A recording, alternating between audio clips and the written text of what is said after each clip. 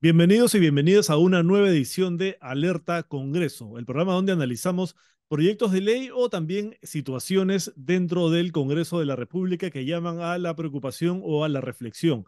En esta ocasión, y como es costumbre, estamos con Rodolfo Reina de Observatorio Legal. Hola Rodolfo, ¿cómo estás? Hola David y saludos a todos los amigos que nos ven.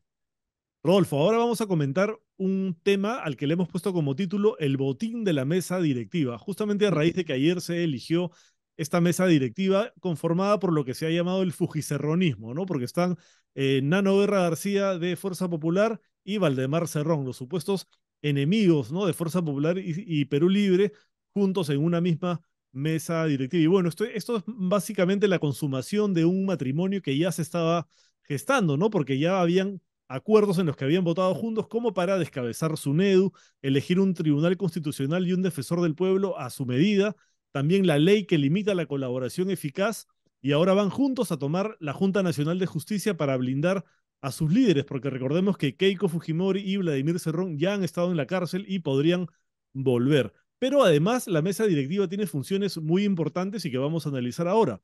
Por ejemplo, darle prioridad a unos temas sobre otros en la agenda del Pleno del Congreso, también tiene que ver con el reparto de las comisiones. Por ejemplo, Fuerza Popular quiere mantener la Comisión de Constitución porque ahí es por donde pasan los proyectos de ley más importantes, ¿no? Todos los que tienen que ver con modificaciones a la Constitución política del Perú, como los proyectos de adelanto de elecciones que se presentaron entre diciembre y enero, por ejemplo. Pero además, la mesa directiva también puede contratar personal en virtud a acuerdos de la propia mesa, ¿no? Entonces, finalmente esto termina desvirtuándose y convirtiendo a la mesa y al Congreso en una agencia de empleos para allegados y militantes de los partidos que la integran. Entonces, Rodolfo, ¿por qué tema quieres empezar? Hay varios puntos que abordar. Sí, pues hay la elección del día de ayer nos va a traer una serie de reflexiones, ¿no? En primer lugar, creo que lamentablemente la elección de esta nueva mesa directiva eh, no nos entusiasma mucho. Al menos creo que la opinión pública no la percibe como un gran cambio a las últimas dos conducciones de la mesa directiva. Es un poquito más de lo mismo. Y eso nos crea cierto escepticismo respecto a los cambios que podrían darse en el ámbito administrativo y el manejo legislativo del Parlamento. Creo que en primer lugar, eso no nos trae mayor expectativa. En segundo lugar, creo que como consecuencia de lo que hemos llamado un deterioro de la clase política, lamentablemente los parlamentarios llegan a la presidencia del Congreso o a integrar la mesa directiva no como consecuencia de una trayectoria política, como consecuencia de una hoja de vida política o de conocimiento de la cosa pública. Y esto tiene que ver también con la no existencia de la reelección parlamentaria, ¿no? Así es. Por más impopular que resulte el tema. Entonces, lamentablemente, nuestros parlamentarios son consecuencia de la improvisación muchas veces, ¿no? Y de las falencias de nuestra clase política. De ahí que la poca expectativa que tengamos son los nuevos integrantes de la mesa directiva, porque lamentablemente no son consecuencia de una trayectoria política, de un expertise político que nos genere un grado de confianza y ponderación y manejo adecuado del Parlamento. En segundo lugar, creo que eh, con miras a lo que nosotros estamos observando en el Congreso, hoy en la última encuesta de Ipsos ya le da menos del 10%, un 9% a la aprobación del Parlamento. Muy Por cercano al otro lado, resultado del IEP, ¿no? Que le da 6. claro, el IEP le da 6. Eso es una llamada de alerta que pone en juego el funcionamiento del sistema democrático. Creo que, si bien es cierto, en la época de Toledo el Parlamento llegó a 8%, sin embargo tenía como contrapeso un primer ministro o un gabinete con la suficiente solvencia que contrapesaba la crisis de legitimidad que tenía el presidente Alejandro Y Toledo. ahora el Ejecutivo tiene también un problema de desaprobación muy alta, ¿no? Tanto la presidenta como su premier. Así es, en efecto. Eh, lo que, como te decía, como ejemplo, en la época de Alejandro Toledo, si había un presidente cuyo estilo de hacer política era muy cuestionado por la opinión pública, sin embargo, tenía pues dentro del gobierno un primer ministro o un gabinete bastante consolidado. Y a pesar de eso, también el Congreso también llegó a tener niveles de aprobación de menos de un dígito, un poco en sintonía con el presidente de la República de aquel entonces. Sin embargo, en este caso, tenemos una situación en la que en el mismo gobierno, la presidenta de la República tiene una baja aprobación, pero inclusive su primer ministro también tiene 11% de aprobación, lo cual pone de manifiesto una crisis del gobierno en general. Y me imagino que el gobierno tomará una decisión política de recomponer ese gabinete. Creo que es importante oxigenarlo. Independientemente de las simpatías o no del gobierno, creo que todos los peruanos lo que queremos es un gobierno sólido, un gobierno solvente, un gobierno evidencia capacidad, porque lamentablemente de Pedro Castillo en adelante hemos tenido el gobierno de los peores y no de los mejores. Entonces, ese es un síntoma de preocupación. Entonces, creo yo que es importante eso.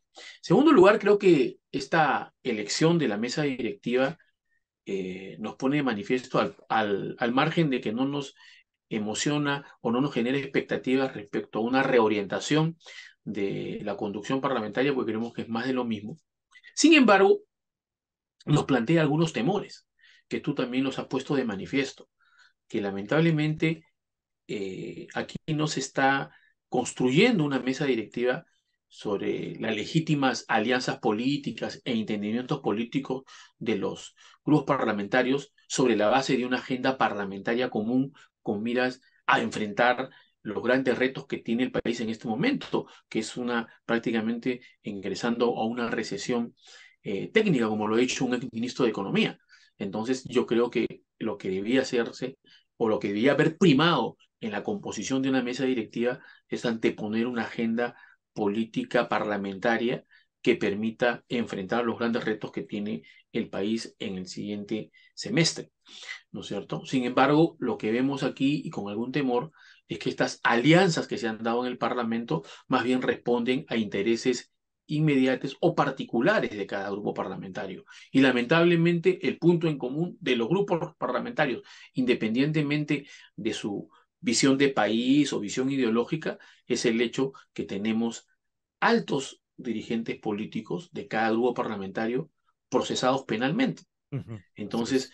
el gran temor que tenemos es que se vayan a aprobar leyes que garanticen la impunidad de esas Como investigaciones. la de la colaboración eficaz, ¿no? Que sería motivo de otro análisis la próxima semana, pero que ha sido observada por el Ejecutivo, pero en un tema, digamos, menor, no en el fondo de la ley. Entonces es una observación que finalmente le deja la puerta abierta al Congreso para aprobar lo que ya aprobó en primera instancia.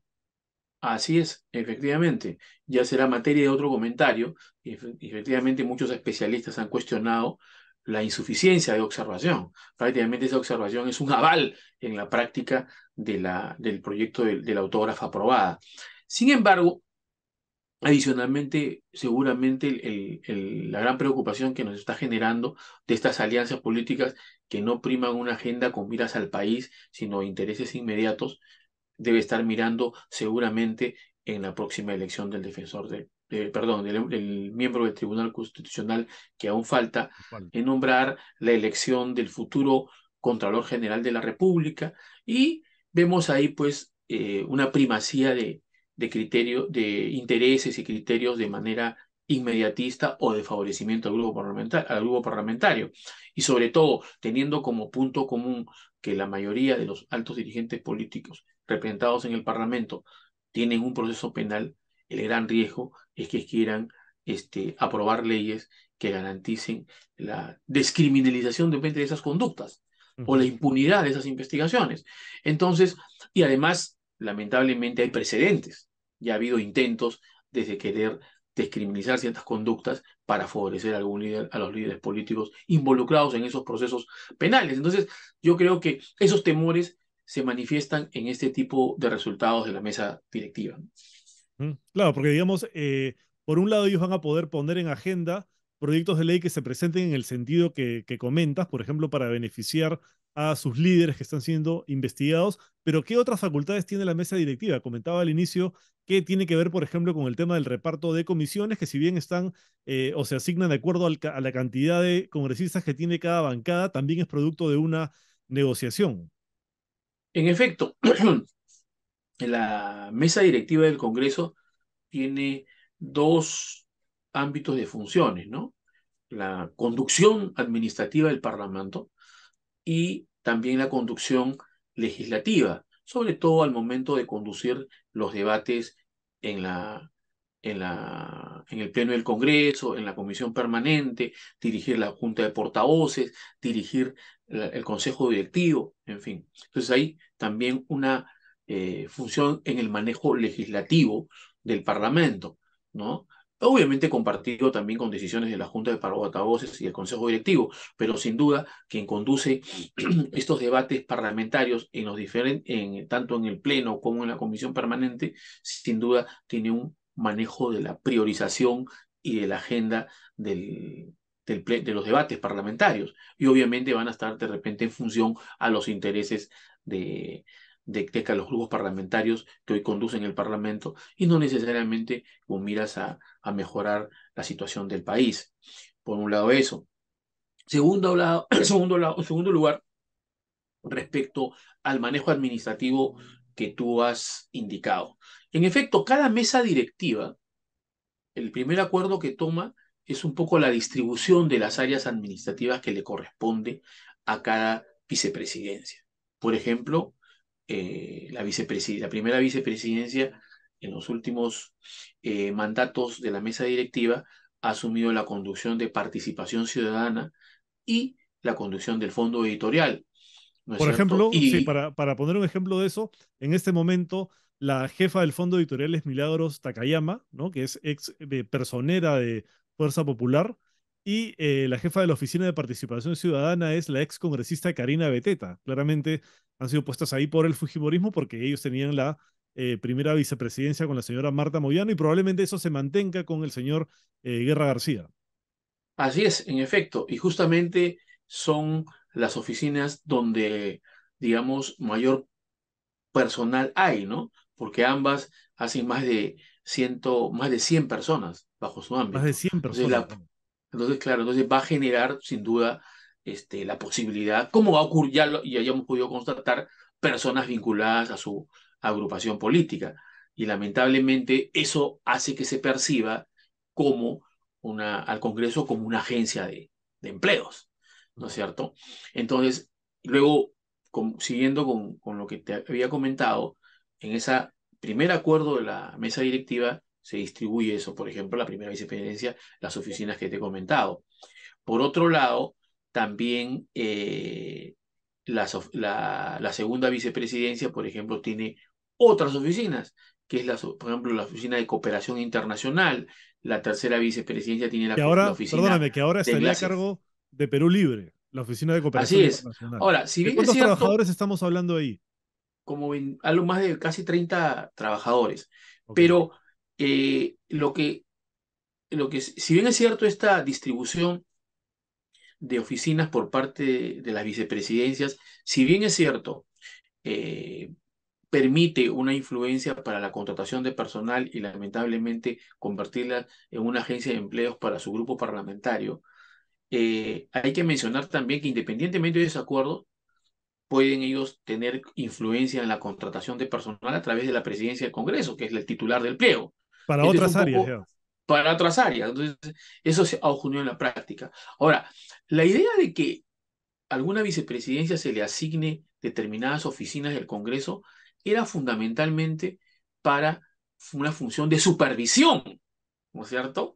De supervisión de esas áreas para que funcionen adecuadamente. Pero lamentablemente las sucesivas administraciones lo han asumido como como un compartimiento, Como una cuota, como una claro. cuota de la administración que le permite contratar a allegados o vinculados a su grupo parlamentario. Por eso hoy vemos con bastante, algunos casos de indignación o sorpresa que encontramos a excongresistas de manera significativa trabajando en las áreas que están vinculadas a su grupo parlamentario, Claro, está el ex ¿no? congresista fujimorista Miguel Torres, por ejemplo. También la señora Marisol Espinosa de APP, también trabaja en el Congreso, ¿no? Claro, y creo que dirige el Centro de Estudios Constitucionales, ¿no? Y eso también nos pone también a reflexionar que muy lamentablemente el Congreso, en las decisiones administrativas que ha tomado, muchas veces ha flexibilizado los requisitos para poder acceder a los puestos en el Congreso, Claro, cero justamente. meritocracia, ¿no? ¿Por qué? Porque muchas veces los ex parlamentarios, los dirigentes políticos de su partido no cumplen los requisitos. Entonces hay que flexibilizar los requisitos para que puedan ellos ocupar algunos puestos en el Congreso.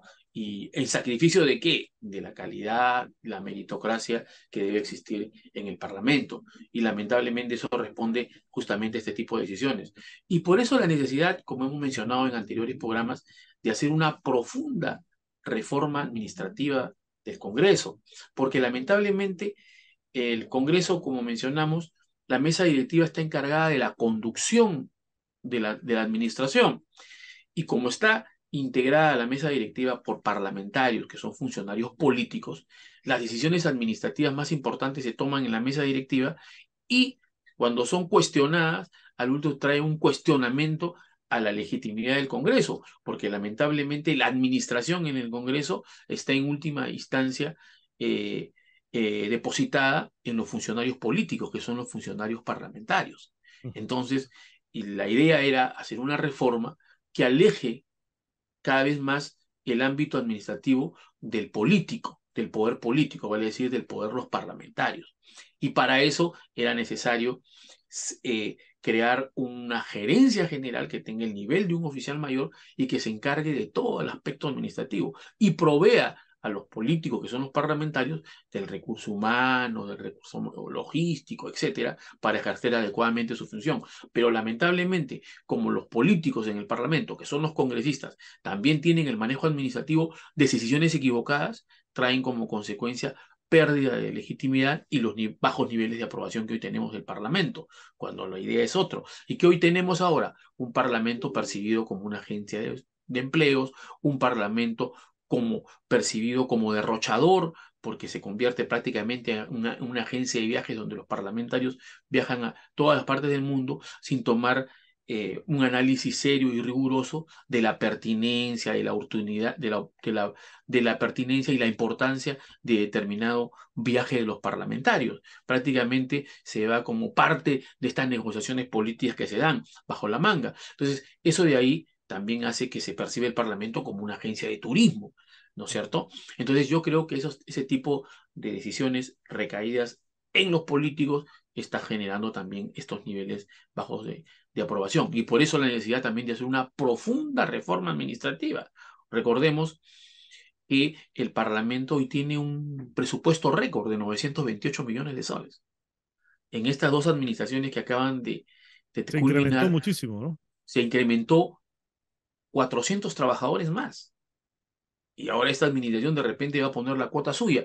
Entonces, esto no puede ser. Entonces hay que hacer una reforma administrativa que pase por una reforma de personal. Por ejemplo, la administración que está saliendo, hemos tomado conocimiento que está convocando a concurso para secretarios técnicos, que es un concurso interno, ¿no es cierto? Donde está creado, donde la comisión está integrada por funcionarios del Congreso, ¿no es cierto? Aunque si bien es cierto, están encargando también a una universidad de prestigio que realice la evaluación, sin embargo, en última instancia lo tendrá una comisión interna del Parlamento, cuando en realidad, si queremos tener la gente más capaz, la gente mejor calificada, lo ideal es un concurso Concurso público público.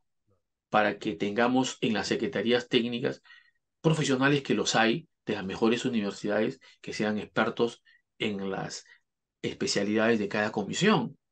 ¿No es cierto? El oficial mayor debería ser sometido también por concurso. Puede ser que de confianza, pero sometido por concurso, para tener a un oficial mayor que tenga, pues, sea experto, un docente de derecho constitucional, de derecho de temas parlamentarios.